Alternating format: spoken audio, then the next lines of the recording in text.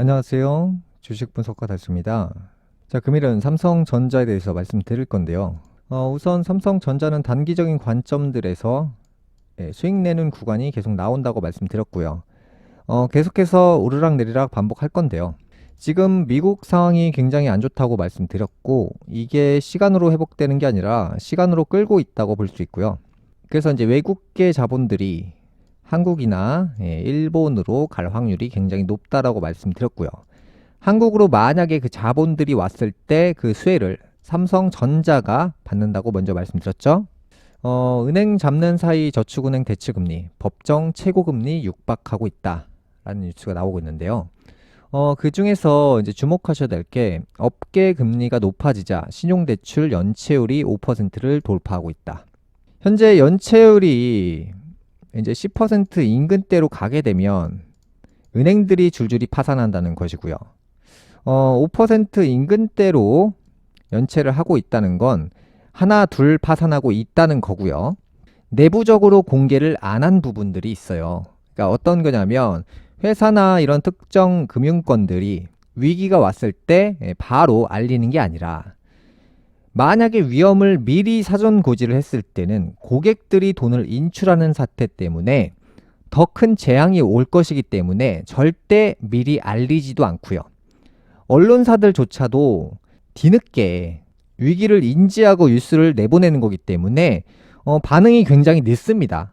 그래서 지금 이렇게 잘 보시면 저축은행 중앙회에 공시된 바에 따르면 저축은행에서 가장 많이 취급되는 신용 점수가 이제 700에서 800점대 구간에서 평균 금리가 뭐 19%에서 뭐 17%대를 기록하고 있다. 그러니까 10% 넘는 구간에 돈을 빌리는 사람들이 굉장히 많다는 거예요. 지금 어떤 상황이 벌어지고 있냐면 주식으로 봤을 때 우리나라 사람들이 가장 많이 들고 있는 주식이 뭐죠? 바로 삼성이죠. 근데 그 삼성 주식을 가지고 처음에는 현금으로 가지고 있거나 애초에 신용 대출을 받아서 매수를 했단 말이죠. 근데 이제 금리가 오르면서 소득은 한정되어 있는데 대출 이자가 증가하면서 그 돌려막기를 해야 되는데 사람들이 이런 저축은행에 고금리 상품에 돈을 빌리거나 아니면 주식 담보대출로 돈을 빌린 사례가 굉장히 많아지고 있는데 이 안에서도 연체율이 폭발하고 있다는 거예요, 지금. 예전에는 금리가 2%, 3%대에 주로 많이 받았다면 지금은 실제로 기준금리는 볼 필요도 없어요. 왜냐하면 대부분의 사람들이 1금융권에서 대부분의 한도를 다 받은 상태고요. 맥시멈까지 찼어요. 그러면 지금부터는 어떤 대출을 이용하냐? 그 외의 것들의 대출을 이용하는데 저축은행 상품에 뭐 금리가 20% 상품에 가입한다. 그 다음에 뭐 15% 상품에 급전으로 돈을 빌리는 사람들이 많아지고 있다는 거예요, 지금. 그러니까 반드시 이걸로 인해서 파산하게 될 거예요. 주택담보대출 연체율이 55% 급증하고 있다는 뉴스가 나왔습니다. 지금 대부분의 사람들이 위기를 인지를 전혀 못하고 있는 것 같아요. 왠지 아세요? 지금 시간으로 끌기를 하고 있는 거예요. 지금 사람들이 대출 한도가 만땅히 찼고 지금 2금융에서 돈을 돌려막기를 하기 위해서 돈을 빌리고 있고요. 그 다음에는 뭐냐면 3금융으로 간단 말이죠. 그게 어디냐면 이제 대부업이에요. 갈 때까지 가는 거예요, 지금. 그래서 지금은 고금리여도 돈 빌려주면 오케이. 저금리 이런 거 신경 안 쓰고요. 기준금리가 뭐 3%대면 뭐합니까? 이거 의미가 아무것도 없어요, 지금. 이미 사람들이 한도가 만땅히 차 있기 때문에 저금리 대출은 이용할 수조차 없고요. 그래서 이제 바람잘 날 없는 새마을금고 관리 부실 도마에라는 뉴스가 나왔고요. 연체 대출은 7천억 원에서 5조 원대로 불어났다고 하고요. 연체율은 2.4%대에서 9.2%대로 치솟았다. 지금 하루하루 엄청난 재앙들이 터지고 있는데 사람들이 괜찮겠지라고 생각하는 이유가 언론에서는 바닥이다, 반도체 업황이 나아진다, 바닥 찍었다, 급등한다, 반등한다 이런 좋은 얘기를 줄줄이 하고 있기 때문에 지금 같은 경우에만 보더라도 부동산을 지금 사는 사람들이 있어요. 전혀 이해 안 되는 행동을 하시는 분들이 있다는 거죠. 그래서 이제 초금리 약발 먹히나 미국 집값마저 떨어지고 있다는 뉴스가 나왔고요. 미국 전역의 집값이 7개월 연속으로 떨어지고 있다는 뉴스가 나왔고요. 지금 미국인들이 전 세계인들을 아주 잘 길들이고 있어요. 금리를 올리기 한 달 전에 어떤 얘기들을 하냐면 앞으로 금리를 0.5% 올릴 예정이다. 이렇게 압박을 넣습니다. 한 달 전부터 이미. 올린 건 아니잖아요. 그러다가 정부가 이제 크게 먼저 올린다고 얘기했다가 갑자기 올릴 때가 되니까 뭐라고 얘기하냐. 우리는 0.25%만 이번에 올릴 것이다. 근데 올렸잖아요. 중요한 건. 결과가 중요한 거예요. 근데 사람들은 뭐라고 반응하냐면 와, 호재다. 0.25%를 올렸으니까 호재다. 라고 반응하면서 주식시장이 올라가고 있어요. 그런 식으로 0.25%대부터 5%까지 금리를 대략 20배나 올렸는데 미국 정치인들이 이런 식으로 사람을 자꾸 안심시켜요. 처음에는 겁을 주다가 많이 올린다고 했다가 조금만 올리는 거예요. 그래서 우리 지금 경제 상황이 좋으니까 조금만 올려도 되겠다. 금리를 올린 후에는 국민들 달래기를 해주고 있어요. 그래서 시장에 있는, 전 세계에 있는 사람들이 거기에 반응하고 있어요. 결국에 자기네들 하고 싶은 대로 금리를 20배나 올렸는데 이렇게나 많이 올렸다는 것을 전혀 인지 못하는 사람들이 많아요. 그래서 이제 미국채라는 어떻게 보면 이제 돈을 빌려갔다는 차용증이잖아요, 이게. 미국이 고객한테 돈을 빌려갔다는 차용증 시세예요. 그래서 이제 10년 동안 빌려가는 상품이기 때문에 고객이 미국한테 돈을 빌려주고 차용증을 시장에 내다 팔 수 있는 거예요. 근데 그 차용증 시세가 지금 폭락하고 있어요. 미국의 신용이 박살나고 있는 거고 미국의 차용증이 휴지가 될 수도 있다는 가능성에 대해서 나오고 있는 거예요. 시세가. 지금 추세가 하향세로 전환했고요. 여기서 계속 하락할 겁니다. 그래서 미국채 들고 있는 사람들이 파산하게 될 것인데 그게 금융권들, 뭐 보험사나 증권사나 뭐 여신 관련된 곳들이나 기업들이 미국채를 들고 있으면서 엄청나게 큰 손실만 보는 게 아니라 미국채로 인해서 파산하게 되는 거예요. 만약에 이 미국채를 2020년도부터 미국채 유행이 시작됐는데 여기에 만약에 어떤 특정 기업이 대출을 이용을 많이 하거든요. 뭐 고객한테 유치받은 돈들이나 예를 들어 이제 보험금을 받는 돈이나 아니면 고객이 뭐 증권사에게 예수금이란 항목으로 전체 고객이 만약에 100조 원을 맡깁니다. 특정 금융사에. 이게 한 명이 100조 원을 맡기는 게 아니라 한 명이 500만 원, 1000만 원씩 돈을 맡기다 보면 그 예수금이 엄청나게 불어나요. 그러면 증권사나 은행권들에서는 이 돈을 굴려요. 어디다 굴리냐면 미국채를 삽니다. 근데 문제는 뭐냐면 이 미국채가 지금 이렇게 박살이 나고 있어요. 다시 여기로 못 가죠. 이 미국채를 다시 현금으로 돌리려고 했을 때는 20%가 날아간 상태에서 현금으로 바꿔야 된단 말이죠. 이런 식으로 고객 돈을 운영하다가 파산하게 되는 거예요. 그러니까 은행권 같은 경우도 자기 돈이 예를 들어서 10조 원인데 외부 자금 때문에 100조 원을 운영을 한단 말이죠. 근데 만약에 외부 자금으로 이 100조 원으로 미국채를 샀는데 10%만 손해를 봐도 자기 자본 10조 원이 증발을 해버려요.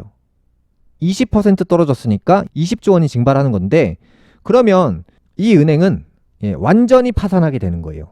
자기 자본 대비 너무 많은 돈을 운영한 대가로 이렇게 되는 것인데 대부분 지금 전 세계에 있는 기관들이나 금융권들이 이 미국채 시세 폭락으로 다 붕괴가 될 거예요. 이렇게 잘 보시면 많은 사람들이 2020년, 21년도 요 사이에 미국채 열풍이 불면서 우리나라 같은 경우는 40대 이후로 퇴직자금이나 퇴직연금 등을 이용해서 미국채를 많이 샀다고 하더라고요. 이걸 단순히 은행 이자라고 생각하고 사신 분들이 참 많더라고요. 근데 지금 미국채 상품이 정말 위험하다는 거예요. 이 시세가 지금 앞으로 계속 떨어질 거예요. 이게 떨어졌을 때 전체 자금이 붕괴가 되는 거예요. 예를 들어 이제 미국채에 실제로 들어간 돈이 예제로 들어보면 1000조 원이라고 가정을 합니다. 근데 이 시세가 반토막이 나면 이 500조가 돼버린단 말이죠. 그러면 중간에 500조가 어디 갔죠? 증발하는 거예요. 증발. 그러면 화폐의 양이 예를 들어서 1000조 원이 있었는데 그 1000조 원이 500조 원이 되고 500조 원은 증발하게 되는 거예요. 공중분해.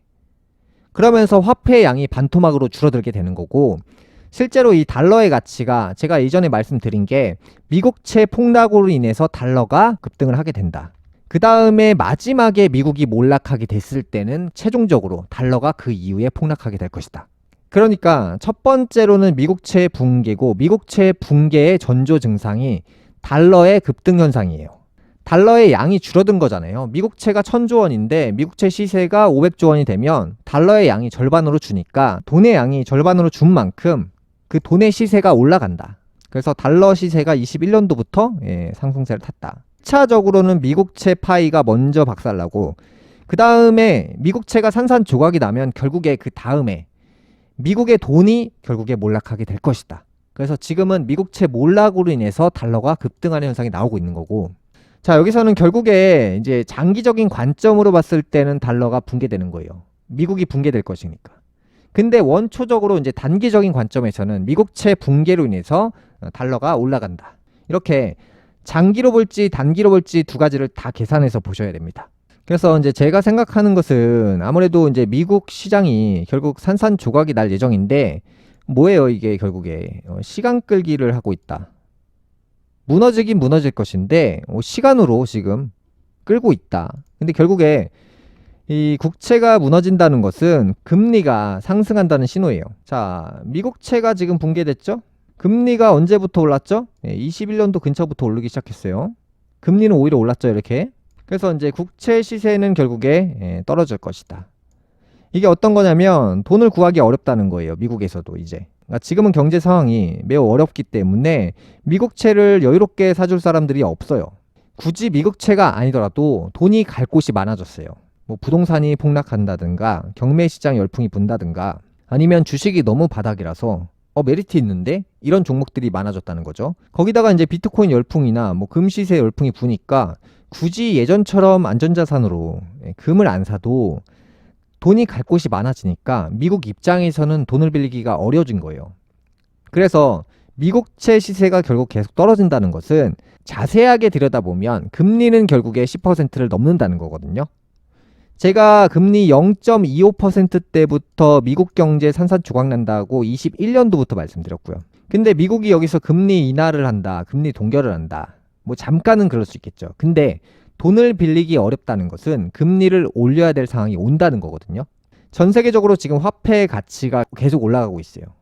돈을 구하기 어렵기 때문에 화폐의 가치가 올라간다는 것이고, 화폐의 가치가 올라간다는 것은 금리가 올라간다는 거예요. 그래서 금리는 10% 관점으로 모든 것들을 계산해서 봐야 되고요.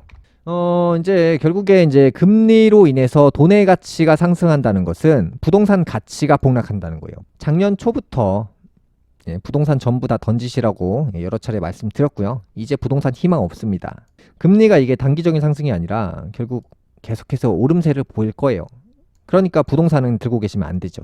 정말 뭐 돈이 여유가 많으셔가지고 들고 가시는 거면 상관없습니다. 돈이 많으시니까요. 근데 이제 1주택으로 영끌하신 분들, 대출로 집 사신 분들은요, 그냥 집어 던져야 돼요. 이거는 답이 없습니다. 부동산은. 그래서 이제 부동산 정리 잘 하시고요. 자, 제가 이제 미국 경제가 몰락했을 때 돈 벌 수 있는 종목에 대해서 비공개 멤버십을 열었고요. 가입하시면 영상 보실 수 있습니다. 금일 방송 여기까지 하겠고요. 시청해 주셔서 감사합니다.